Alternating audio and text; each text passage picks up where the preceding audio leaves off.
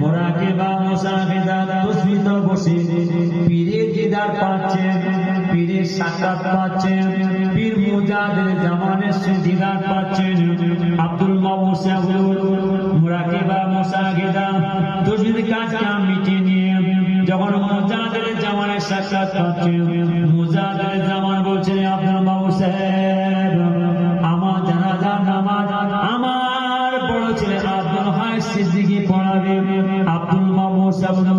ইশারাতের নামাজ আদায় করে নিয়ে মুরাকিবা মুশাহিদা তুসবির কাজটা মিটিয়ে নিয়ে হুজুর মুরিদ মুতাকিদকে বলতে লাগলেন, ও হুজুর মুরিদ মুতাকিদের মানেরা, খলিফা হুজুরা, ভাইদের শুনলেন, আমার সঙ্গে আমার পীরের দিদার হয়েছে, আমার সঙ্গে আমার মুজাহিদের জামানের সাক্ষাৎ হয়েছে, আমার মুজাহিদ